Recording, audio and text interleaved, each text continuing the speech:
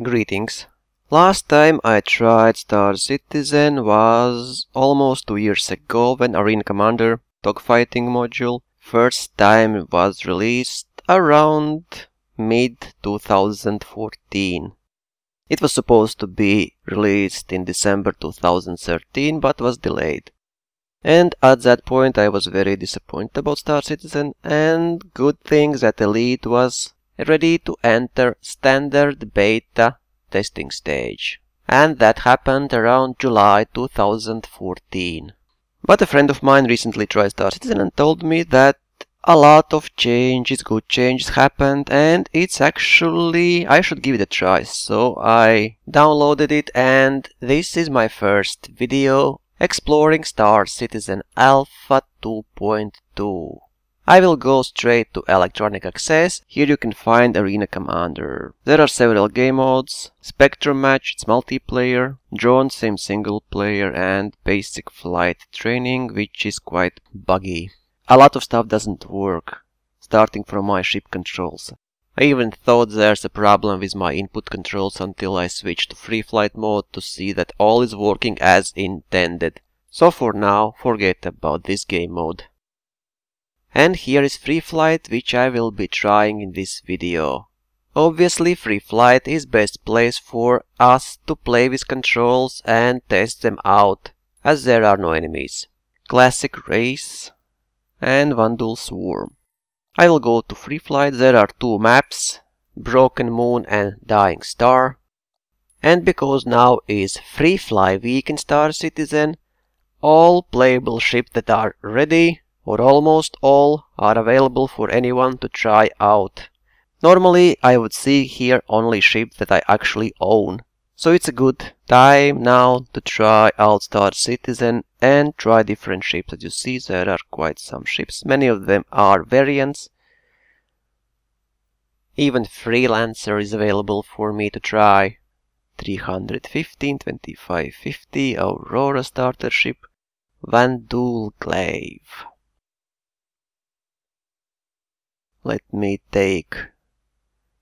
Let's actually take Gladiator. Apply and launch. It's a two-person ship with a mass of 26 tons and length of 22 meters. And that actually is much smaller than Viper Mark III. So here we are in free flight mode. I just hope they will change HUD colors, because as you can see, if there's a ship between you and planet, HUD with current colors is just unreadable from time to time, and when you are fighting it's really annoying. Good news, Star Citizen is completely different than Elite Dangerous. But that doesn't mean that I cannot compare both games. I can and I will. Both games are space simulation games, and I would say that both games are the biggest ones in this genre. Bad news, Star Citizen is still very far from being released.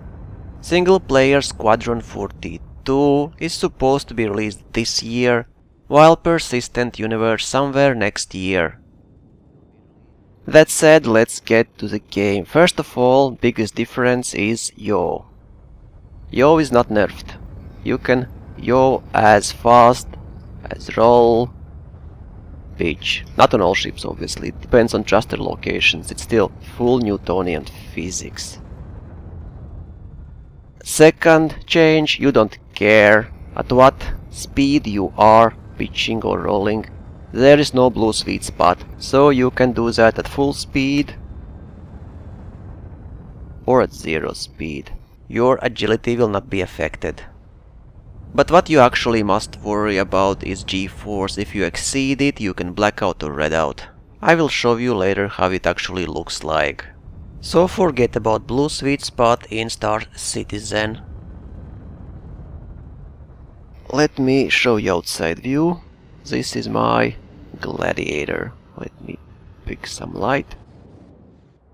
And obviously you can move any directions you want.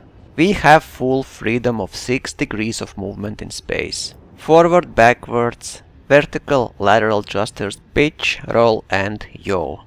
You can strafe left, and there's actually huge inertia.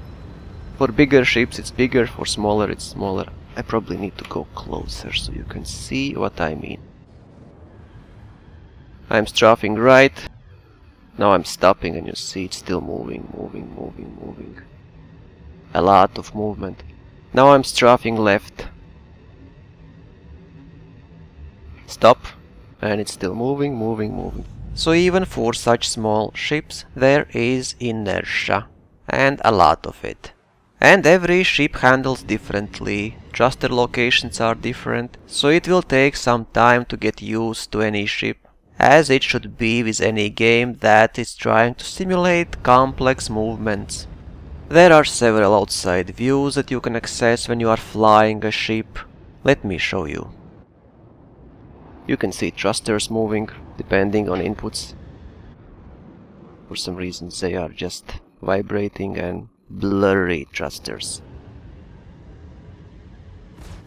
You can fire your weapons and see what color projectiles are flying.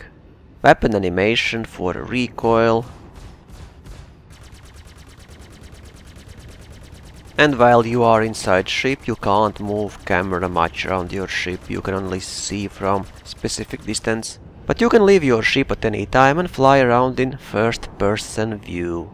After all, Star Citizen is built on CryEngine, and it's engine for first-person shooters, and will be interesting to see how they solve a lot of problems they have with huge scales that we need in space. The distance between ships is huge for CryEngine. What else is different is boost is not boost, afterburner's boost. Let's see, Gladiator, maximum speed 175. If I hit afterburner, 265.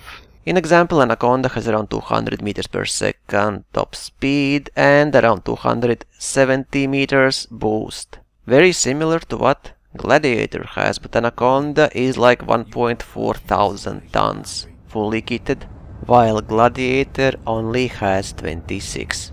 And what's also interesting is that, just take a look, I stopped to zero throttle, it's slowing down pretty slow. But what happens if I click boost?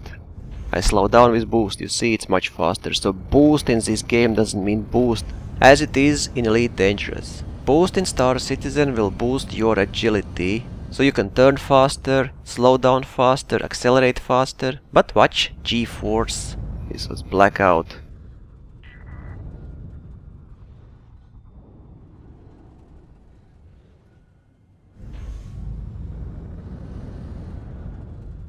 And this is Redout. Even while I am playing with G-Safe on, as you can see. There's also coupled and decoupled mode. It's flight assist on and off. With coupled mode, your ship's computer will counter all movements, so if you stop any input, ship will stop. If you fly in decoupled mode, you must counter manually every input. So if you fly right, you will have to counter it with thrust left, otherwise you will fly right indefinitely. And this is how you die if you go outside boundaries. So in short, that's the difference between Elite Dangerous and Star Citizen in terms of flying your ship. You can see many similarities and you can easily apply all your skills from Elite to Star Citizen. I actually liked how yaw feels in Star Citizen. You don't have to pitch and roll all the time, you can yaw as well. And like I said, you can always leave your ship, so let me do just that. I will Ctrl F out of my pilot seat and EVA around. It's like a debug camera in Elite Dangerous where you can fly around your ship and take a look and examine all parts. In next video I will take a look at drone simulation, where I'll be fighting AI and trying different ships, and I will be comparing actually ships to Elite Dangerous just for fun. You'll be surprised about scale. If you have any tips and tricks about Star Citizen, please do share with me, because I just started exploring Star Citizen Alpha 2.2. And even while it's work in progress and everything is a subject to change, there are a lot of things that you can learn about Star Citizen right now. Thanks for watching and fly safe, Commanders!